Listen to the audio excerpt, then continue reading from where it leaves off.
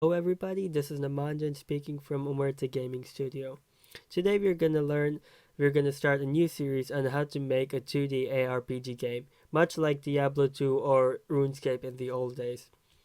So the difference in this series is gonna be that I'm going to make an actual project not just to teach you, but to make a full-fledged professional finished product. So you guys will actually see me coding the way I code in actual games, which will give you a good insight on how to do some good coding. Now, if you guys are wondering why should I listen to this person at all, or why should I follow him, well, you can check my other content that I've been working on and other videos that I've already put out, and hopefully I will convince you to follow my tutorials. Okay, so now we're gonna open Unity, and what we're gonna do is we're gonna create a new project, and we're gonna name it 2D game. You can name it anything you want to, and make sure that you set the defaults to 2D and not 3D. This is very important because it's gonna change some parameters in the Unity editor, and it's gonna take some time. And yes, there we go.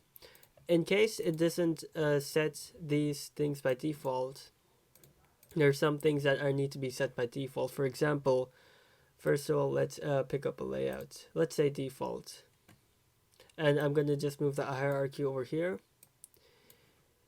and I'm gonna move the console over here. So you guys can play with it however you want to. So you can just go to layout on the top right and choose default and do the changes you want to. And what you want to do is, if it is not set to orthographic, you need to go to your main camera and change your projection to orthographic, and go to your scene. Let's drag our scene over here and change your scene. Yeah, you'll need to click this 2D sign over here. So now it's in 2D. Let's put the scene over here. Okay, so now as you know, we're making a 2D game of ARPG that is similar to Diablo. So first, we would need graphics to make something like that.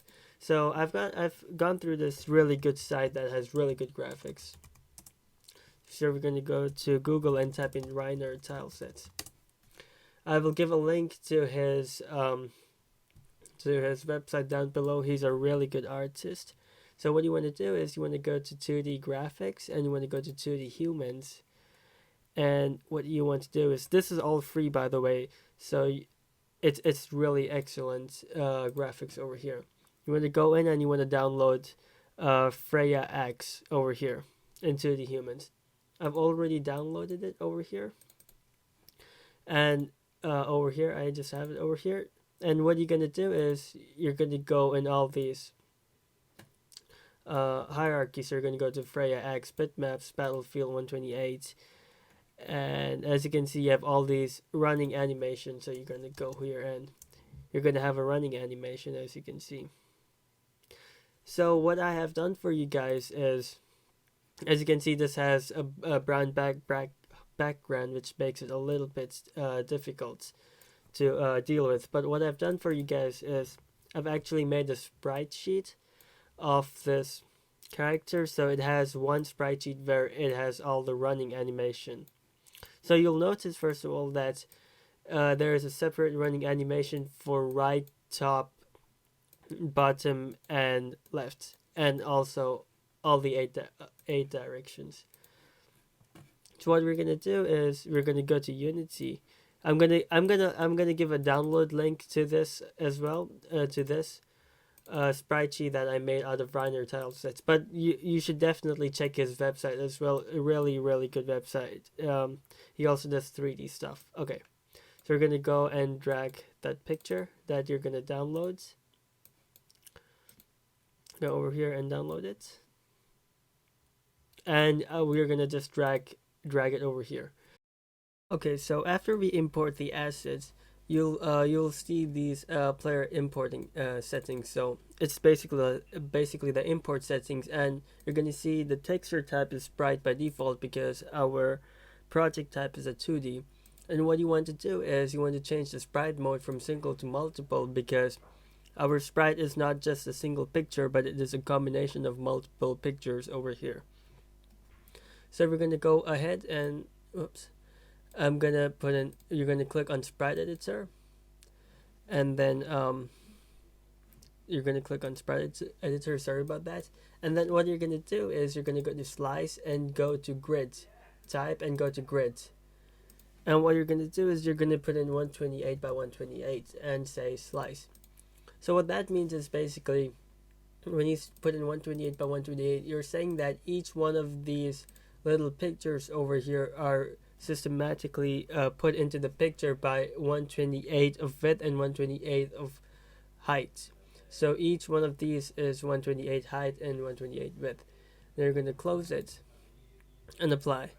Again, this is the asset that you're going to download. So that is the setting of the downloaded assets. The link will be given below for this particular sprite sheet. Okay, so now that we've sliced it up, you'll see that they're sliced up into individual pictures of this animation. So what you're gonna do is you're gonna multiple select player 0 to player 7, and as you can see, this is the right running animation.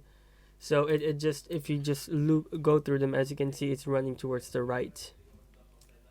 Gonna select all of them and you're gonna drag it into the hierarchy. What it's gonna do is it's gonna create a new animation. So what you're gonna do is you're basically gonna name this animation. Well, you can name it whatever you want to, but I'm gonna name it player underscore run underscore right, because it's animation running towards the right. Oops. Okay, and then we're gonna say save. And as you can see, it's gonna show this animator over here. And if you don't have the animator screen, you can go into your help and type in animator and just go to animator. So it is in window animator. And you're gonna see this animator, and it's gonna give out the player underscore run underscore right animation. And what you're gonna do is you're gonna do the same, but you're gonna take from player 8 to player 15. On the player sprite sheet, you're going to take slices 8 to 15, and as you can see, this is the top running animation. So what you're going to do is you're going to select and drag all of them and drag it into player 0, the game object that it created before when you dragged all these animations. And you're going to call it player run top. Oopsie. It didn't go as wanted.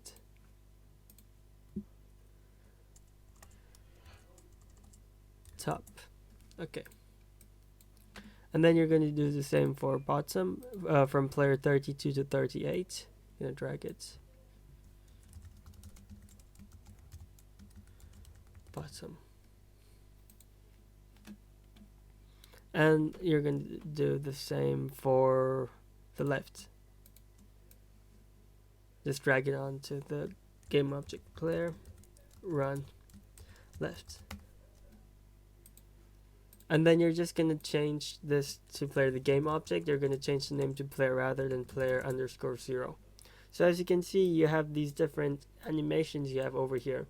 And any state basically represents literally any state that's on the animator.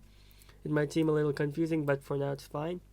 And as you can see, player run right is in orange, which means that it's the default animation, and that's what's going to play by default. So if you run the program, you can see it's going to run the run right animation. Okay. So now that we've got this set, we need to make transitions. So transitions are basically, it helps you transition from one animation to the other. Before we actually make transitions, we need to learn parameters. So parameters are basically variables for the animator that we can use to set conditions for transitioning between states. Now, if you don't understand, I will demonstrate you on how this will work. So we're gonna go to parameters and make a new int, and we're gonna name this int animation, and we're gonna set it to 0 by default. And what we're gonna do is we're gonna go over here at any state, and we're gonna say we're gonna transition from any state on the animator to the right animation, run right animation. And then once you click on the transition, so you're gonna say you're gonna left click on any state and make transition and connect it to the player run right. And what you're gonna say is you're gonna click on this and you're gonna see conditions, and you're gonna change from exit time to animation, and you're gonna say if animation equals 1, only then we're gonna make a transition from any state to right. And we're gonna do the same for all this. So we're gonna put this over here. Bottom is gonna be bottom, left, and right. Okay, and we're gonna make a transition from any state to bottom and make its condition. Oops. Equal to 2. And we're going to make this condition from any state to left, where animation is going to be equal to 3. And we're going to make a last condition, make a transition from any state to top and make its animation equal to 4. Okay. So now what we're going to do is we will try to play the run top animation. We're going to switch from any state to run top animation. So for doing this, we need to have control over the script, over the animator, and we're going to do this via a script. So what you're going to do is you're going to go over here, you're going to say add component, and we're going to add a player movement script, and it's going to be in C#. Okay, and we're going to go ahead. And what we're going to do is we're going to make a public animator anim. Okay, so basically we need the animator because we need the animator variable because we need to control this animator. And as you make one, you'll see there'll be an anim variable, and you can drag and drop the animator to your anim. And this animator component automatically comes in when you drag this sprite and drag it over to player. It just automatically comes up as default.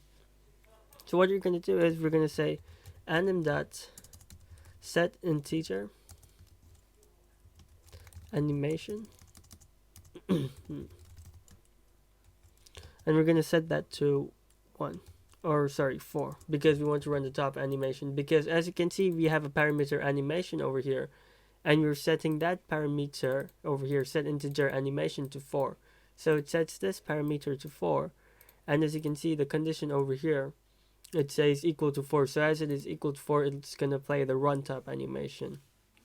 So we're going to save it, and we're going to try to play it. Before you just play the program, if you misspelled something, any animation state like I did, and rename it, what I would do is, for example, I misspelled player run top, I would delete it, and I would delete the animation over here that I misspelled CPU, and then I would just go over here, and it was a top animation.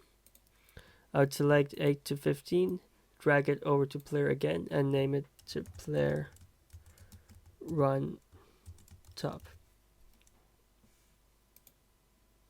And then make the transition again.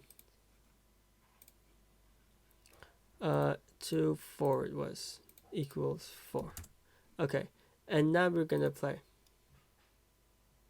And as you can see, as we play, it is giving this very weird animation and restarting itself every time, and it gives this very weird animation. That is because, as you can see, once we set our integer to 4, animation always stays 4, and what it does is it always accepts this condition over here as animation is always equal to 4 and always restart itself. So we need to counter this problem and not restart itself again. Basically, to counter this problem, you're first going to make a new method for ourselves. We're going to call it set animation, and we're going to give it in parameter int animation. That should work. Okay, and we're just gonna copy this over here and put it over here, and we're gonna say set animation to 4, and we're gonna use the int animation over here. So basically what we're doing is we're making a new method for the parameter animation, and so we have initialized int animation, And what we're doing is we're just using that animation to set our, and this integer to set our animation integer. So now to counter the problem, what we're going to do is once we set our animation to 4 over here, it's going to transition to run top, and we're going to set our animation to -4. And so once we set our animation to -4, it will not restart again, and because it's equal to -4 and the condition is false, so once it is -4, it's just going to play the animation smoothly because it's not going to restart itself. So the way we're going to do this is, first we're going to say anim.set integer. Just going to start with the basic animation, and then we're going to set it to negative animation because we wanted to set it to -4. But what we want to do is we want to do an if statement. If animation is equal to anim.get integer. I'll explain this code just in a second. I'll just write it down.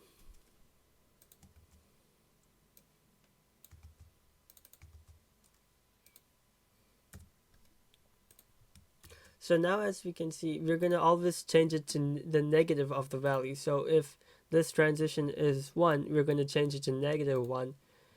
And if this transition is 2, we're going to change it to -2. That is why we don't want any of the transitions to be 0, because 0 and -0 are the same thing, and it's going to create problems. So we're going to say if our animation is already equal, if our integer 4 is already equal to the parameter over here, or if it is already equal to the negative parameter, so if it is equal to 4 or -4, we're just gonna set the integer to negative animation and do nothing else. Or we will actually set it to the number. So if our animation is equal to 4 or -4, we're just gonna set it to -4 again, because we don't want to mess with it. We don't want to restart it. We don't want to set the animation to 4 because it's already 4 or -4, indicating that it's already playing the top animation. But if that is not the case, if it is some other integer, we actually want to set it to 4. And we're gonna save it, and we have errors. Okay, so basically the error is, let me just change my code back. You can't really name this animation because Unity already has a reserved animation for the animation variable, because you can have this animation variable over here. So basically just name it animation number, because this is referring to the actual animation. When you say animation, it's actually referring to the actual animation. So you're gonna say animation number and change all the animations to animation number over there at 4 places. Okay. And as you play, as you can see, it transitions to the run top and plays smoothly. So there we go, we countered the problem for making the animation. So, but we have some restrictions to this, which is really not a problem, but you need to keep in mind. For example, these arrows, the transitioning condition is always supposed to be 1 or greater than 1. They cannot be 0 or negative numbers, or else it'll just break down the logic. Okay, so let me just demonstrate to you the power of using methods. So now, for example, I'm using the set animation method to make the run top animation work. Now I just feel like running the left animation. The only thing I will need to do is change this to 3, only changing one integer over there, making sure that the condition is actually 3, yes. And when I play it, it just runs left. So all I need to do to switch from animation to animation is just change this one variable, and it's going to change between animations. So this is one reason why you should be using methods, so that it'll reduce your code, your code duplication. Okay, So now let's start with actually the movement of the player. Well, now we have a problem because if we actually move the player, we won't actually see anything moving because everything is blue. So for this, we need some kind of background. So, but we're gonna save that for the next tutorial because I just want to separate the tutorials in a more sensible manner where this is going to be working on animation and the next tutorial will be working on movement and so on. So if you liked my tutorial, please subscribe, like, and share.